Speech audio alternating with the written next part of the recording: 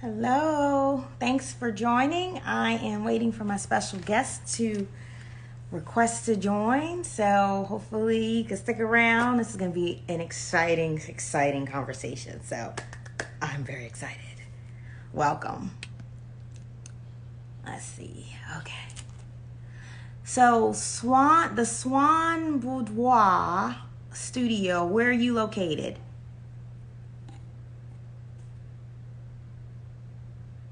And there's Keba.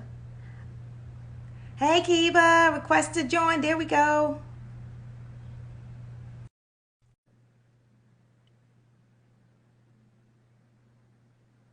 She's coming up. I want to make sure you guys can see me and hear me. Hey, Hey. I can see you good. All How right, are you, good. beautiful? I'm good. How about you? I'm doing good. I'm That's so good. excited. Me too. Looking forward to it. Yes, me too. I know you've been busy. Always. You have Stay been busy. busy. I've checked out For sure. your feed between the books and the canvas and everything. Everything. It's been busy. I am definitely a supporter, no doubt, no doubt. And I greatly appreciate it. Absolutely. Thank you. You're welcome. You're welcome. So I know people will start joining soon. So I do want to, like, for those who join later, I've got it pinned at the bottom so they can see what this is about. But I do want to just kind of just start talking initially, and then people will join. So how are you feeling? I'm feeling really good. Like, I would say right now my life is just like peaceful and everything is just flowing like the way it's supposed to flow. So I'm feeling good. Awesome. Okay, so let me just do an official intro for you, because this is going to turn into an IGTV later, so people will, when they join or whatever, they'll be able to see it later. Okay. So Keba Richardson is an amazing entrepreneur and author of The Journey of Unbecoming, right? Yes, I got to look. This is it. I just washed my hair. My hair is not big enough. I tried to get up early. I'm like, I want my hair to be big by the time I go live, but it's beautiful. It is absolutely gorgeous. I mean, you look exactly like the what's on here, and even better in person. So you've got your book, and it's been out how long now? So it's been out 90 days. Actually, really? Today I published.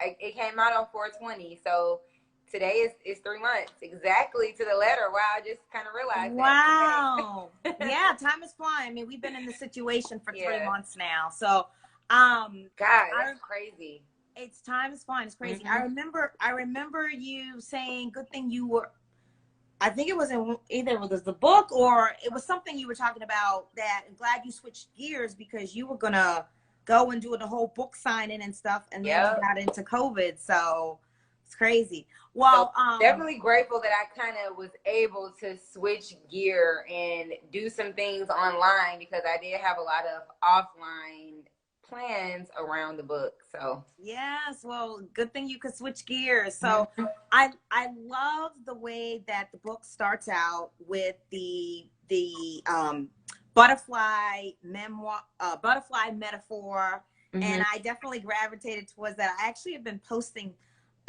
posts recently that had the butterfly in it, and it's kind of talking about that and transformation. So I was like, okay, this is resonating with me.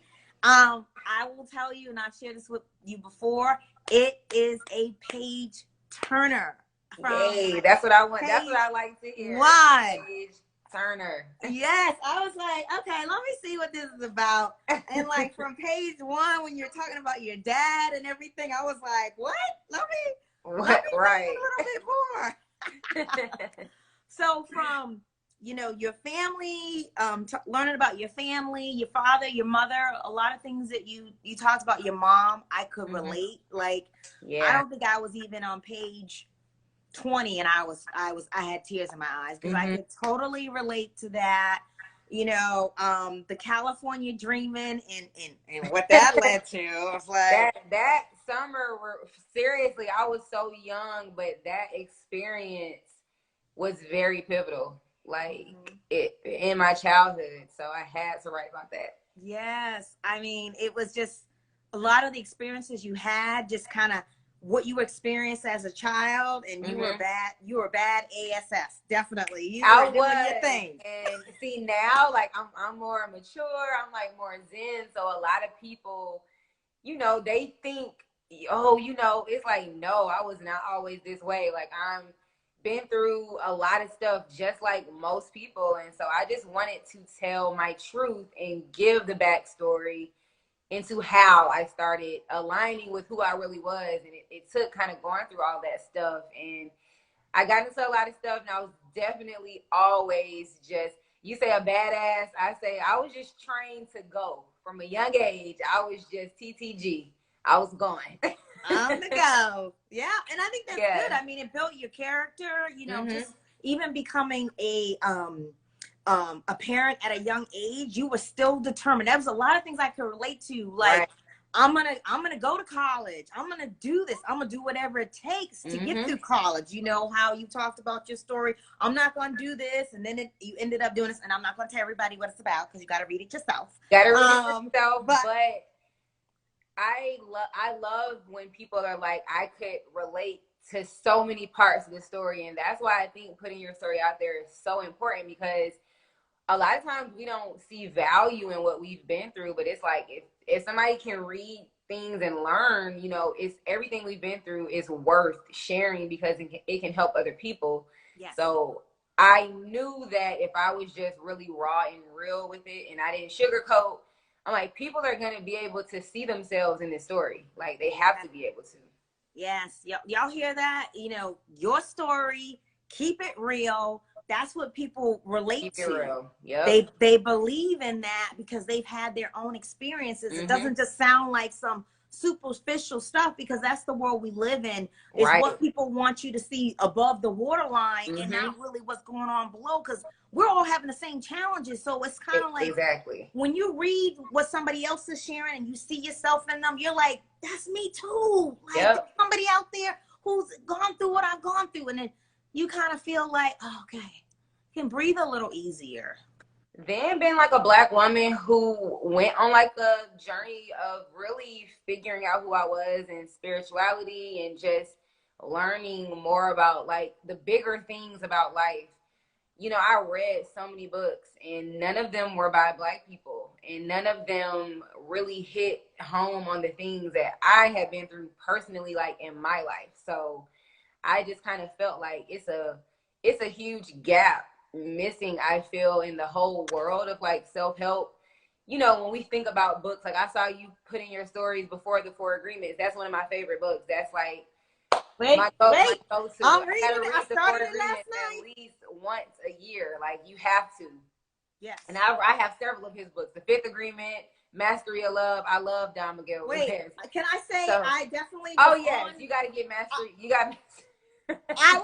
Listen. Yes. I studied by reading the book, and you mentioned the Mastery of Love. So I was like, that was the first one I went to look at, and then I went back to your highlighted stories, and I was like, I know she had other ones because you talked about reading, and I like to read. Girl, I got all the books. Wait, okay, so yes, those books helped me tremendously. They still do. I still read from like all of the books. Sometimes I just pick the Four Agreements up. That one too. That was the game changer. That was the book that really started the real, like I was never a person who, I've always believed in myself, but I wasn't really tuned in spiritually with that infinite intelligence that we all have access to and knowing about alignment. And that's what that book, like, it was just like, wow, like if you're not aligned, nothing in your life is going to flow right. So that book like opened the floodgates. So again, reading all these books though, but I feel though Black people, we have another layer of trauma that white people or people that haven't been through certain things just really can't relate to. So what I found is that a lot of the spiritual books, it's like we kind of need things that go a little bit deeper, that address trauma that we go through, like poverty, like mass incarceration, things that the average author who's writing like a self-help book, they've never been through this stuff, you know? Yeah.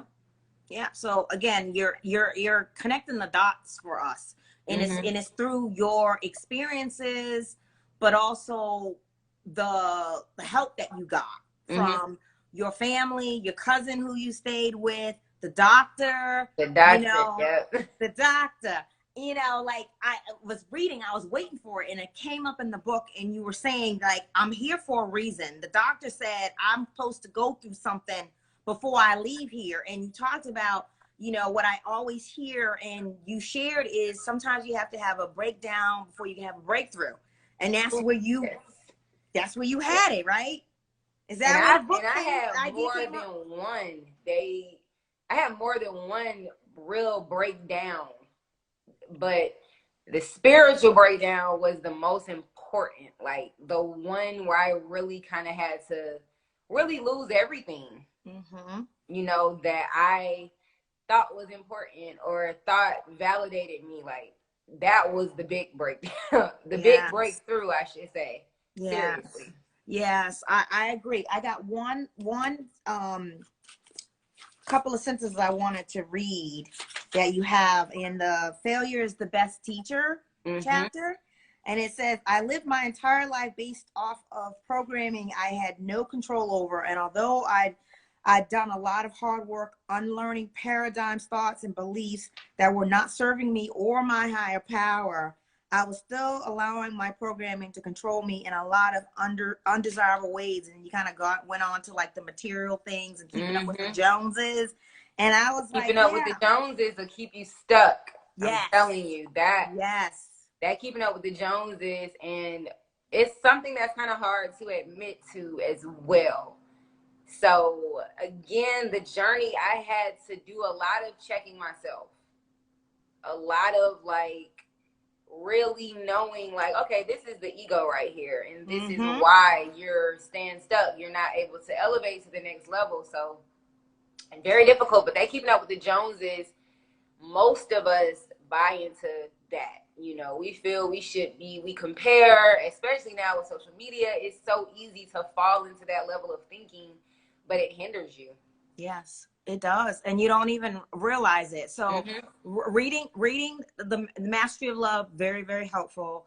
Now reading the 4 agreements and kind of talking about the programming, the what we learn as children. I forget the word that he says. He calls it the domestication of the planet. That's it. That's it. That's it. And how you learn these things and you pick up all this stuff by default, and we are never taught that all of this stuff matters. You know, like we a lot of times, I think in society, feel as though, well, if something happens to a kid when they're young, they're not going to remember it. And it's like, you don't consciously remember it, but your body, your subconscious remembers everything. And it's crazy how it's all interconnected. Like nothing ever goes away. Yeah. It's like it all matters. It all impacts you. It all builds you and molds you into the person that you become. And it's like, if you never say to yourself, okay, I want to explore more. Like, why do I react to things this way? You know, why do I eat this way? It's like we just, you know, go with this program. Yeah. And so for me, it just got to where I was like, I just wasn't happy. Stuff wasn't going right in my life. And it's just like, you have to start asking questions. Like, what's really going on here? And the more I started digging deeper into myself, you realize, like, God, this isn't even who I really am. This person that I've, like, been being and who I've become based off of things that I've been through, traumatic experiences, childhood programming. Also, the people that you spend time with, you know, and a lot of times, unfortunately, it's family, you know. Yep. So in my book, I'm very open about that because a lot of the toxicity, a lot of the negativity was stemming from family, people that are the closest. And I just, you know, that's a very difficult thing to sift through a lot of times. But, you know, I talk about that in the book.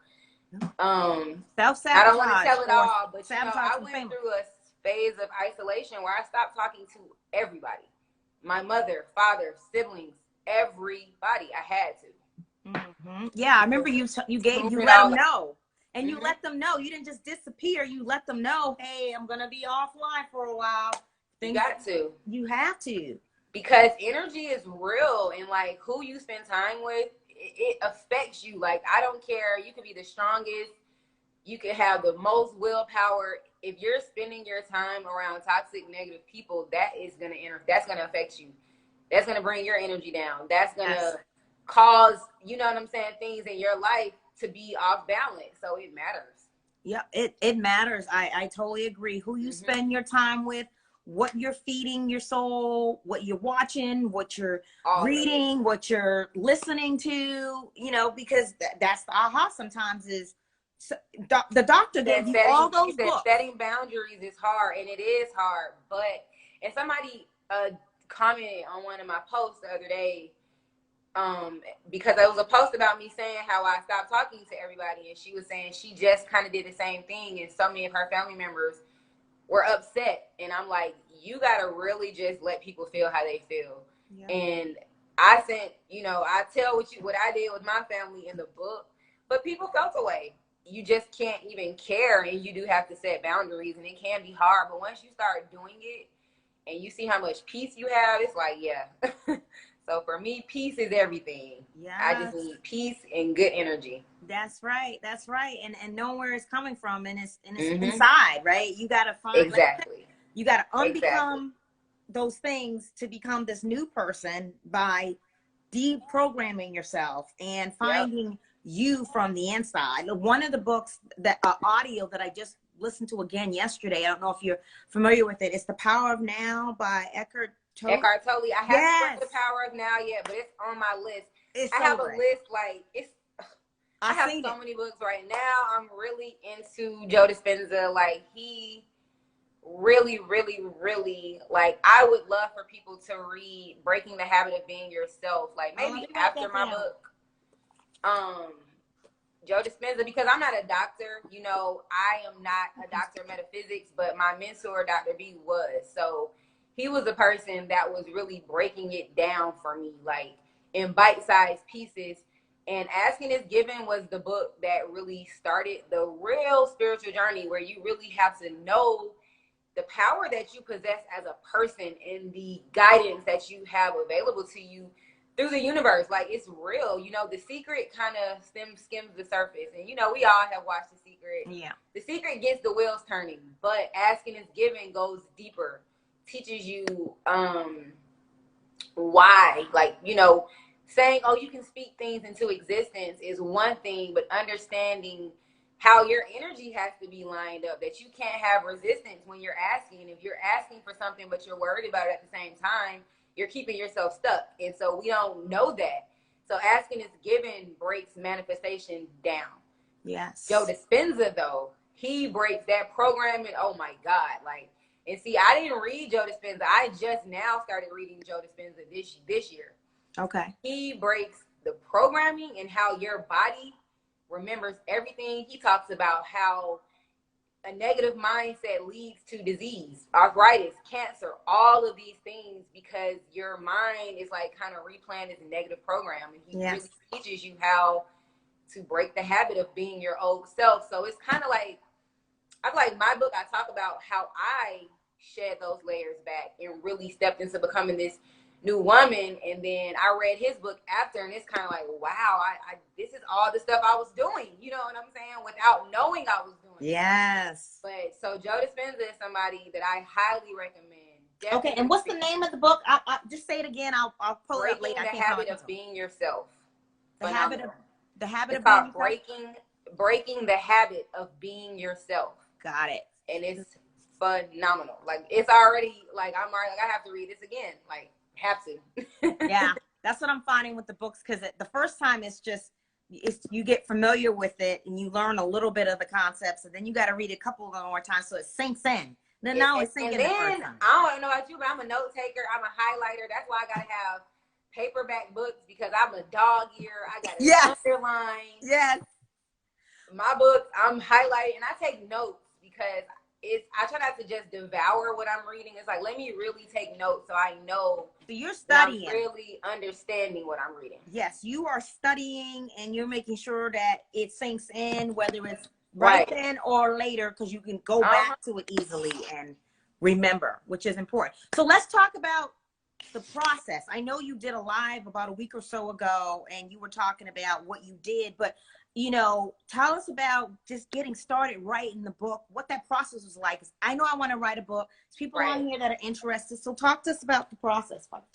So honestly speaking, the process, once you get started, that the hardest part is getting started. I will say that. So I'm not a writer. I am not I went to college and got a degree in business. So I didn't have to write many papers in college. Not a writer. Writing is not even my favorite thing to do. And I'm saying all this because I want you all to know that anybody can write a book. I'm a novice. This was something that I wasn't even really thinking about doing, but I had somebody approach me about doing it. And I decided to, that I was going to go ahead and do it. And I'm a person who's always online. So at first I thought, okay, I could just type this thing out. This ain't gonna be nothing. However, very difficult. So I do not recommend starting with typing. I had to go get notebooks and write. I really had to just brain dump. That's what I would call it. Yes. I just wrote, and I did have somebody there to coach me too. So I did not do this alone, and I will give you guys his information as soon as I'm done. So I did not go through the entire process alone. I wrote everything myself, but I was given, tips and strategies along the way from my writing coach that helped me bring the whole thing together. So one of the first things I did, though, I just wrote everything I could remember off the top of my head, like about my life, like no particular order. I wasn't trying to write the book, just write out everything you can remember. And I'm a person, I journal a lot, and I put a lot of notes in my phone. I could be just in line at the grocery store and something pop in my head. I'm like, ooh, let me jot that down. Like, I don't even know where that came from. So guys, all of that stuff is valuable. Let me tell you, I had really been writing my book for like 2 years without realizing it. So much of my book came directly from notes in my phone, notes from my journal. Like, I was like, damn, how did I know to write this? Like, you know what I'm saying? But again, see that infinite intelligence, that just power that we all have within us, like, it knows everything. So like I said, this book was already written. So it was more so me piecing it together and making it flow and making sure that it was teaching. That I didn't want the book to just be entertaining, like, oh, let me just tell you all this stuff. I wanted people to feel like they learned something after, or, I wanted people to be inspired, like, hey, I want to do better in my life. I want to write my own book. So that was the goal. So the whole process took about 6 months from the very first day I started to the end where I had a physical copy in hand. It was about 6 months, and I met with my writing coach once per week, and he would kind of just look over what I did, and he helped me make it more writery, because I'm a very blunt person. Like, when I talk, I cuss a lot. It's not going to be grammatically correct all the time. So that's what he helped do. He helped make it more flow like a book. When I was writing, I had a hard time with transitions where it's like, okay, I'm done talking about this. How do I flow into the next part? That was very difficult for me. So I do suggest, if it's in your budget, to maybe have somebody help you, especially with like, you got to have somebody edit. So the person I worked with, he has like a full service publishing company, where they help you from beginning to end.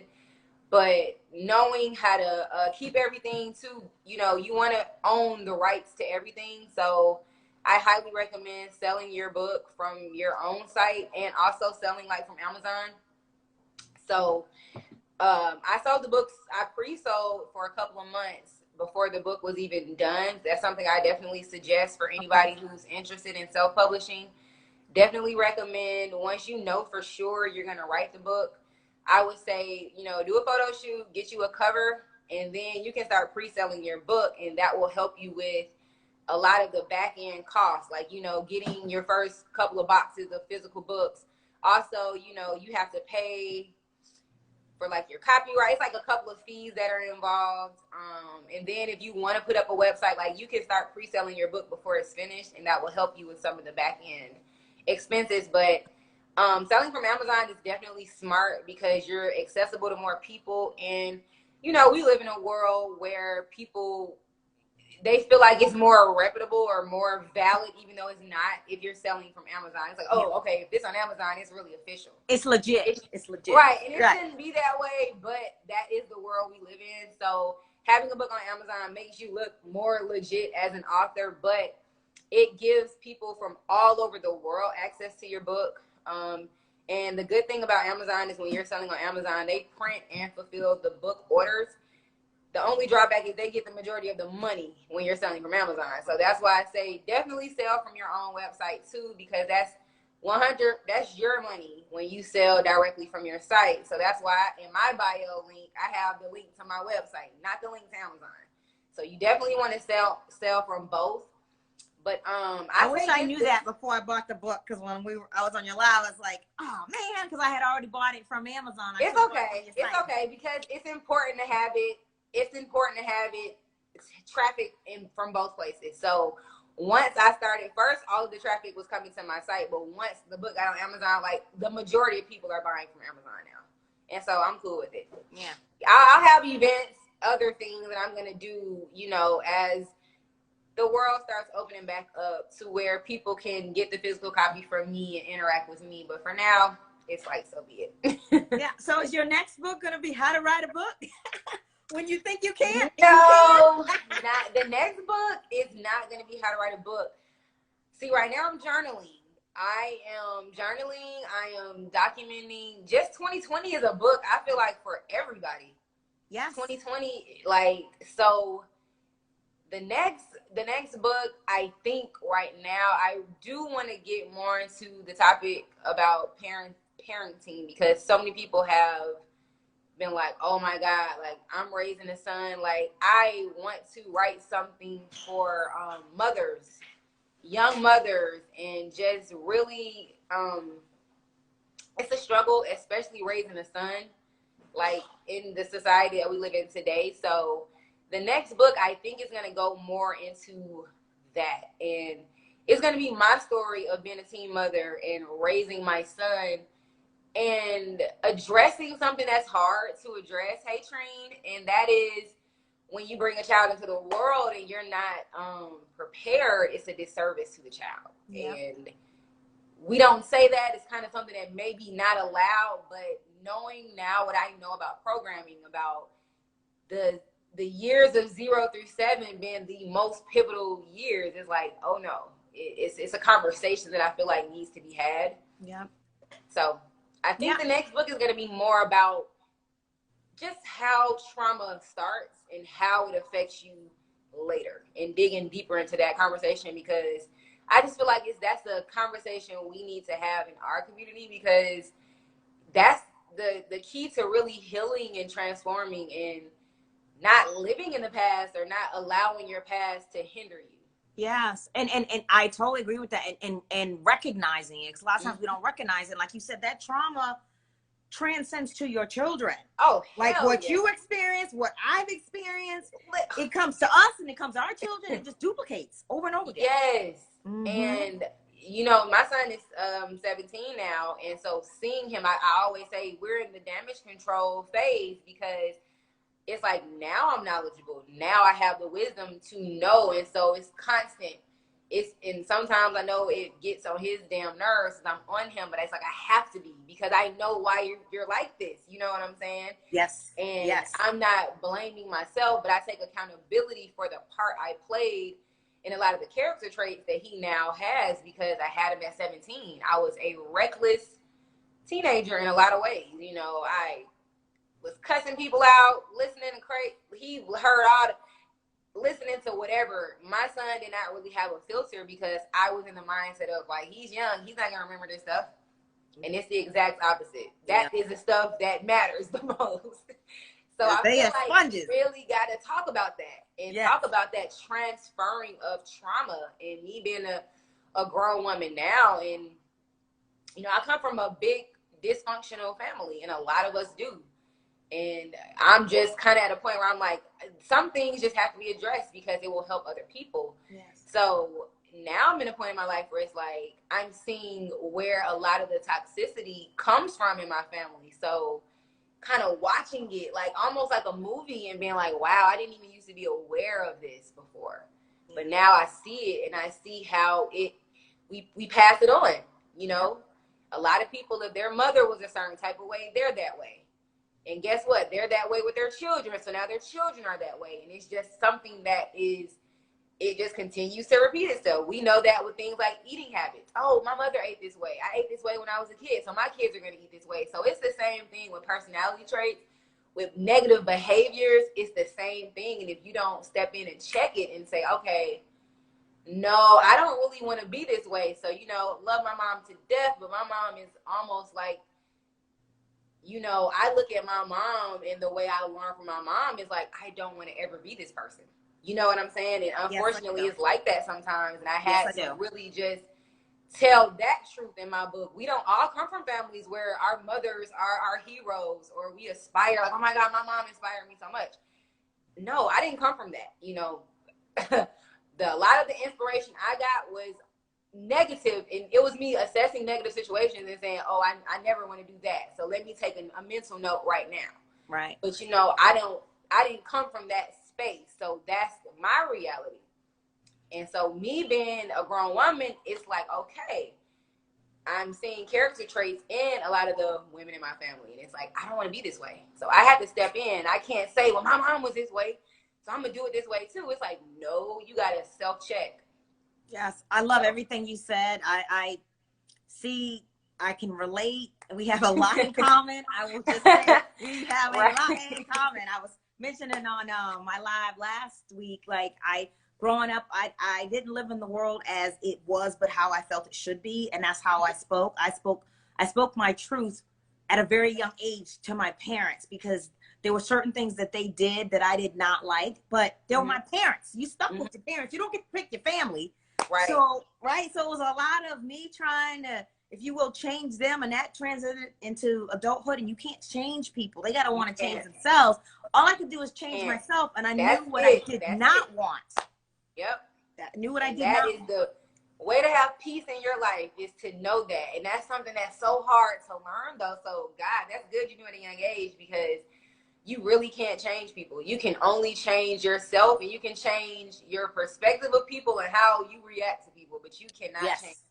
Absolutely. And you learn all that through people who are where you're trying to get to, like you've experienced, having mentors, coaches, people who, you know, sponsor or support you are so important. But then what you're watching, how are you spending your time? You know, we talked about this last week. If you're just watching, you know, Netflix and Kim Kardashians and stuff, what are you getting from that? Where's the enlightenment versus the entertainment? We talked about that last week.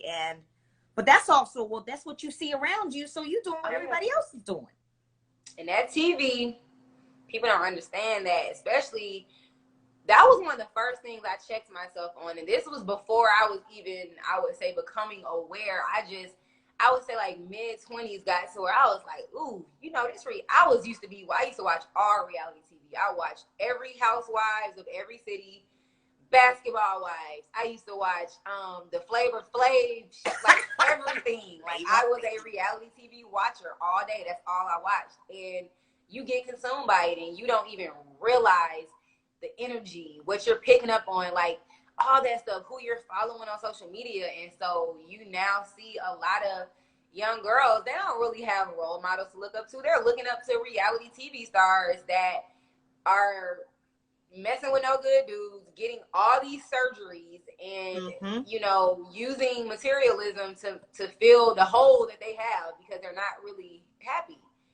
So yeah, that what you watching, what you listen to, who you follow on social, like as adults, we have to know this stuff greatly impacts you, your view of the world. You're like, you got women out here altering their bodies because they're watching reality TV all day. And it's like, oh, I want to be able to date an athlete. And it's like, no, change your circle of influence, like you said earlier. Circle of influence. You gotta check, exactly.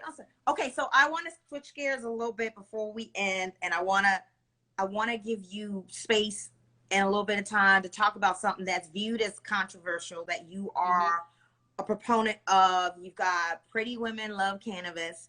So talk to us a little bit about that, of that unspoken stuff that you might be ashamed of, but you shouldn't be, and why. Exactly. And that tied into my journey of really stepping into who I am and not allowing society to dictate my decisions and really following my own gut instincts. And I do talk about that in my book, like how that started. But, you know, cannabis was something that I tried. You know, I smoked weed for the first time in high school. It was cool. You know, I would just do it recreationally, but really young, it wasn't something I just did. I didn't really care for it. And through my mid-20s and stuff, I would just do it here and there. Then I actually broke my ankle, and I was given really strong prescription medications that made me feel sick. So I'm like, weed helped me with pain, so I'm just smoke. And that's when I really became a smoker. But I was still like, I didn't want people to know. It was like a secret thing. I would lie about it. And I was always trying to force myself to stop. Like, I had bought into the stigma that this is bad.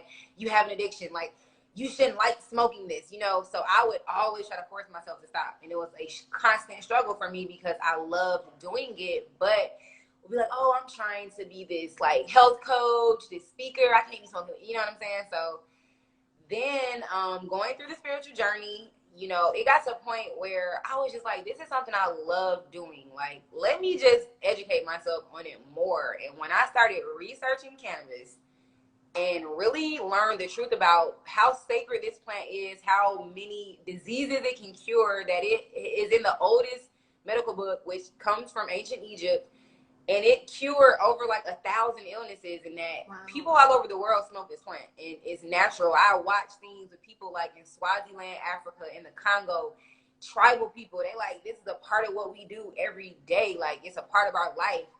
And I started just doing my research and just being like, wow. Once I learned that we like have what's called an endocannabinoid system in our bodies, and we have receptors in the brain and all throughout the body specifically for cannabis, I started being like, we're supposed to have this. It's like a vitamin. Like, we're supposed to consume it in some type of way.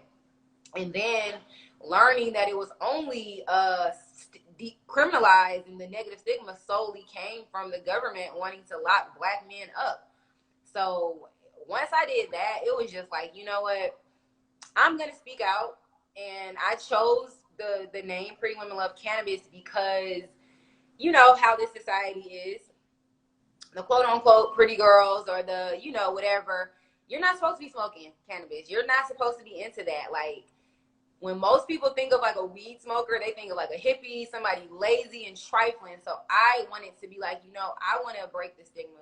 I want to not only educate women who don't know that they can use this plant to help them, but I want to help change the face of it, because you have professional women who, for one, enjoy doing it, but they also have that shame. And it's like, and I'm like, no, this should be something normal. It's nothing wrong with it. If you can drink a glass of wine and post that on social media, like, I'm going to post myself smoking a joint. And people thought I was crazy. I had people literally messaging me like, oh, are you sure you want to be smoking? And I'm like, yeah, I'm sure. Like, this is my life. This is what I do in my real everyday life.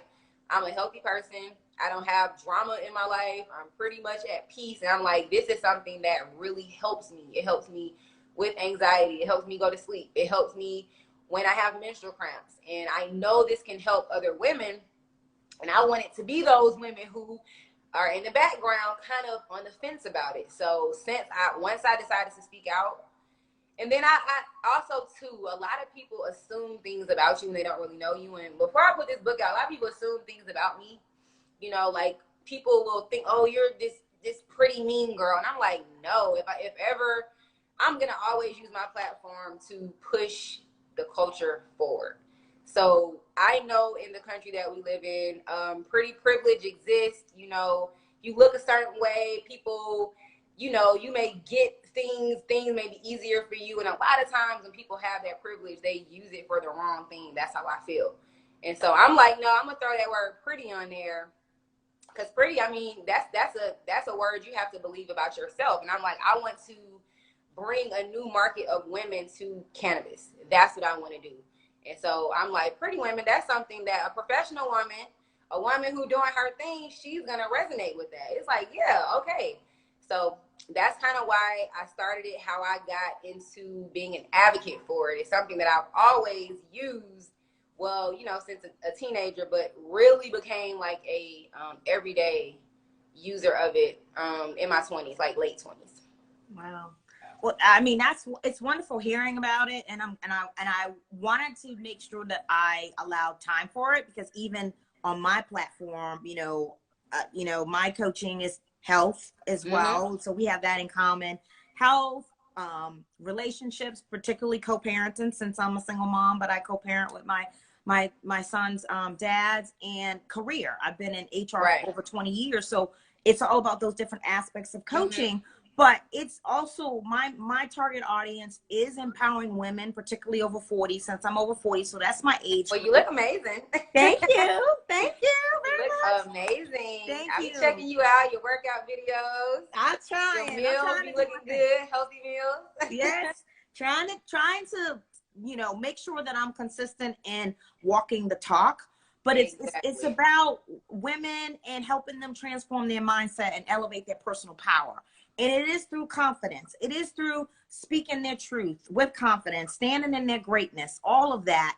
And talking about things that people feel like, oh, we shouldn't talk about that. Why not? If that's what you've experienced, why not? It's only viewed to be wrong because people think it's wrong, and therefore they don't share. So being vulnerable and sharing things is so important. I've never been now I wouldn't say I've never been. I smoked. I tried it in my younger years. And honestly, it just made me want to go to sleep. I was like, I must not be doing right. Right. To me, it's like the happy plant. It just makes you feel good. But too, it's like the whole reason the stigma exists is because people were misinformed. So I think it's a lot of education that has to take place. People have to, for one, understand that this is a sacred plant that has been on this earth and used medicinally, spiritually. People celebrate around this plant around in other parts of the world. Yeah. And knowing that you can still benefit from cannabis even if weed isn't your thing, or if you don't want to be high, because you have hemp and you have marijuana. And understanding that hemp, like, you can literally, I plan to have my whole house built from hemp. You can hemp literally, if we switched everything over to hemp, we could save the whole planet from all types of things that are going on, because it's one of the most sustainable, fastest growing plants. Is fire resistant, bug resistant. You can create almost anything from hemp.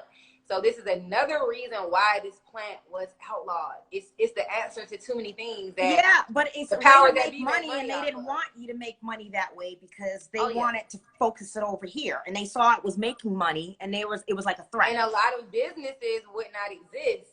You wouldn't have a need for a lot of things if we were using hemp instead, like plastic, for example. Wow. You know what I'm saying? Everybody do your research. Do your research. And that's why I'm like, I got to speak out. I got to educate people. I got to talk about it. And I also have to post myself doing it, because guess how many women have sent me screenshots smoking a joint that have never smoked a joint in life. And they're like, oh my God, I smoked this. Migraine went away immediately. It's like, that's amazing. And this is a natural plant. And when it comes to the hemp flower, so I'm going to show you guys the hemp flower, because it looks very similar to marijuana. Hemp is legal in all 50 states. So you do not have to worry. It's not marijuana. It's a strand, right? The hemp is a strand. No, so it's not a strain either. So cannabis is the name of the plant, right? Okay. So it's two species of the cannabis plant. You got marijuana on one side, one end of the spectrum. You have hemp on the other. So it's like two peas from the same pod. The difference is marijuana has THC in it, which gets you high. The hemp flower has a lot of CBD, which is good for pain, inflammation, insomnia, all that. Very little amounts of THC. So you get a buzz, but you don't get like stoner high where you're like, oh my God, I want to go to sleep all day. This is like equivalent to drinking a glass of like Pinot Grigio. It relaxes you. It just takes the edge off. If you have a headache, if you are having menstrual cramps, if you have a chronic illness like MS, arthritis, this will help relieve pain, inflammation, because it has so much CBD. A lot of marijuana strains, on the other hand, they don't have any CBD, just the THC, because it gets you high. And THC and marijuana work really well for pain, migraines, all that stuff too. It's just not legal everywhere. And honestly speaking, in today's world, like me, I don't trust buying weed off the street. So if you live in a state where it's legal and you can go to a dispensary, weed also works really well for pain and all sorts of other things too.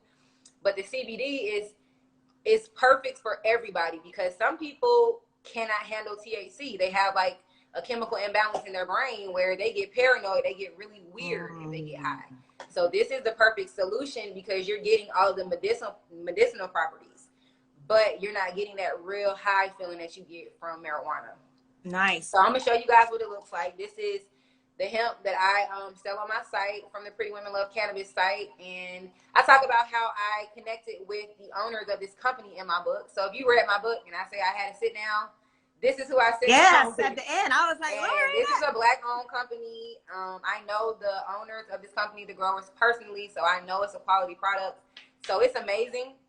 This is the ice blue that I have right here. It smells like blueberry pie. Ooh. It smells so good. What is it when you and because these are all you have to smoke them, right? That's the form it comes in. So this is the flower. It looks very similar to marijuana. I'm gonna hold a bud up.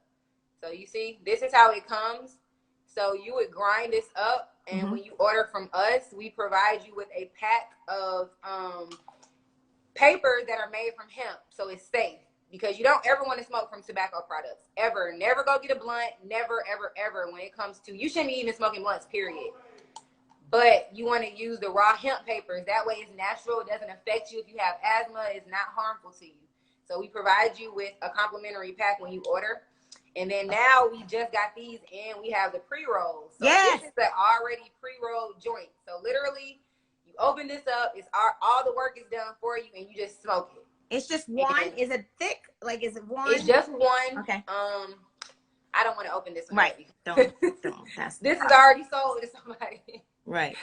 So it's already rolled up perfectly. Literally, you take it out of the little container and you just light it and you smoke it. So it really depends on how much you smoke, like how long it will last. I can smoke off of one pre-roll all day and have some left the next day. Okay. And I'm a smoker. I smoke all day, every day. Weed and CBD. So one of these will last me a day and a half. If you are a novice, you may only hit this like 2-3 times and then put it out because people ask me, well, what if you don't want to smoke it? And you can make your own tea, make your own edibles. However, I'm going to tell you guys the fastest way to get relief, and it's smoking it. You're going to feel it immediately when you make edibles, when you drink tea. It takes longer to kick in. So a lot of times people are like, I don't feel anything. It's not working. If you want to feel instant relief, smoke the CBD. It's not the same thing as tobacco. A lot of people have asked me, oh, well, what if you have asthma? I have asthma. I have had diagnosed when I was like probably 6 years old, used inhalers my whole life. At one point, 3 inhalers a day. I have not used an inhaler in 6 years. And that came from changing my lifestyle, exercising, eating healthy. But also I smoke weed all day and CBD, but I only smoke from hemp products. Does not bother my asthma. I can smoke one of these and go right to the gym and work out. This is perfect too for before and after the gym. Perfect to help recover in between workouts because it helps with inflammation and pain. So well, I might have to try it. If you want to consult with your doctor or, you know, if you have like a health coach or somebody, do that. But make sure they're knowledgeable. And a lot of people, doctors are not even open to cannabis. So I would say try it. It's natural. There are 0 side effects. So if you have migraines all the time, if you have really bad period cramps, if you can't sleep, if you have a chronic disease like arthritis and you're living with like joint pain, just try it. It's natural. You have nothing to lose. And if you don't like it, you know, these are on sale right now for $10. So it's not, you're not wasting a lot of money. Hey, that's you can a get great a 3.5 gram and jar. where can they get them from? And where can they get it from? So you can go to the site. It's pwlc.store. PWLC stands for Pretty Women Love Cannabis. Y'all do not want to type all that in. Right. So we shortened it, pwlc.store. You can click the link in my bio as well. And we are almost sold out of these. The sale ends for both. We have these on sale for $10. The 3.5 gram jars are on sale for $19.20. These are almost sold out for sure. And these are very low in stock, all of them. So if you want to take advantage of the sale, please do so because it's ending at midnight promptly. So these are flying out. Well, the you door. got people who have already bought, so we gonna get some. So let me tell y'all, and I greatly appreciate everybody who shopped on Black Friday. We had over 100. We had like 130 orders. Wow, just yesterday. That's awesome. So I said Black Friday, Juneteenth. I'm so sorry. I know that's the next thing. Look, my son is my assistant in the business, and that was what we were talking about. I'm like, we got to really figure out. I was like, we got to have these things in order before Black Friday. That's on the top of my mind. But Juneteenth, y'all showed up and showed out and really supported my Black-owned business. So we processed over 130 orders yesterday. Wow. That's so congratulations. We'll start shipping out on Monday. So give us some time. This is a real business that you guys are seeing unfold. I started this business just last year. So we starting this from the ground up. Awesome. And are you still doing the digital content and stuff too? Because that's something I'm starting to get into. And you still have your site for that as well? On my website right now, I'm not pushing any new digital products because I just kind of really got into real e-commerce, and I'm like, I really am liking it. Yes. But on the digital side, you know, I love the digital space. That's where I really got my feet in the door, making consistent money as an entrepreneur, and learning how to do things like ebooks, online courses, putting together memberships.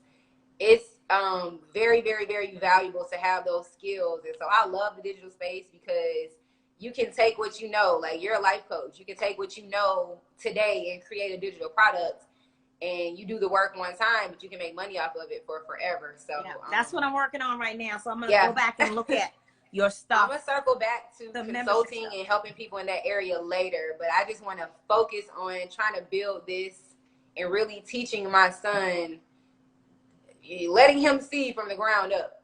This is what it takes. Yes. It takes work. Yes, it does. Well, you're teaching him really good ethics, and even what you say in your book, you have a chapter dedicated to him. So I'm sure he appreciates that. Any questions from those who are still on for Keba? Feel free to ask about cannabis, or if you're interested in writing a book. Oh, let me give you guys his information. So the writing coach I worked with, his name is Sean Sinclair.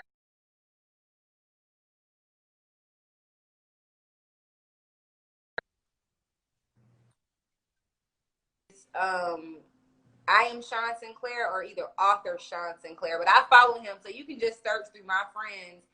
And he has a company, Black owned. Everything I try to go Black owned with everything I do. So my writing coach is Black owned. The print company that we use to print the actual books, Black owned. So cannabis, my cannabis cultivators and distributors who I get my product from, Black. Their whole entire company is Black owned. So really great person. This guy is not just a writing coach who wrote a book. He wrote a New York Times bestseller. So he knows what he's doing.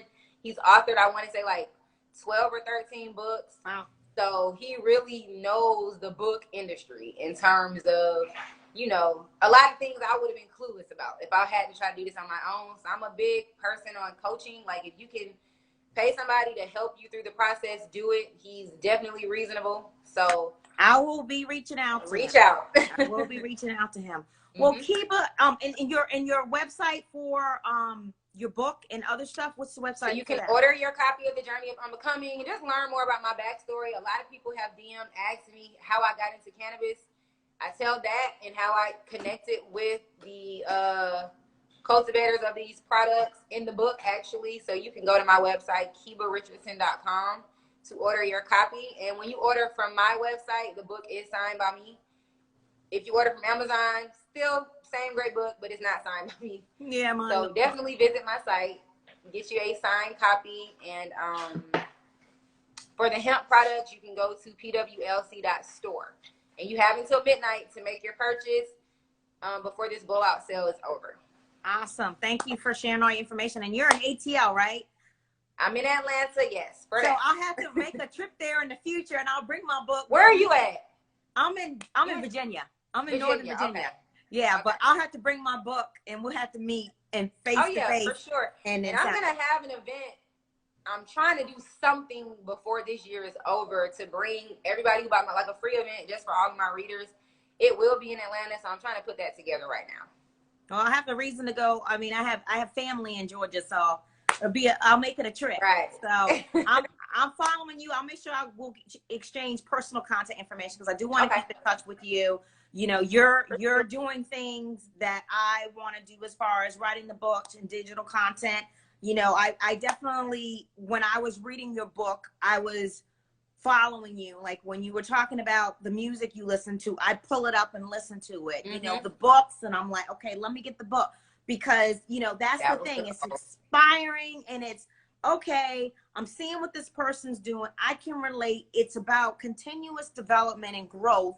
So we don't just read a book to read a book. We read a book to apply what we're learning. Otherwise, you will forget it. Especially when you're reading other books, you retain maybe 5%. And I like what you just said about it being a continual journey and process. Because a lot of people have asked me, well, where are you now on the journey? I'm like, I'm still learning. It's still unfolding, and I'm still reading books. So the next book, I'm gonna have a whole another set of books that I have learned from. So still doing the same stuff. Like, you don't just stop. You know, being enlightened and wisdom is like, you gotta keep learning. So I'm still a student. Me and my mentor still chop it up. I'm still, when the stuff happened with George Floyd, I'm like, Dr. B, listen, I haven't slept in about 3 days. I still need guidance on things, still have had some situations unfold that triggered me. And I'm like, dang, that took me right back into old behavior. So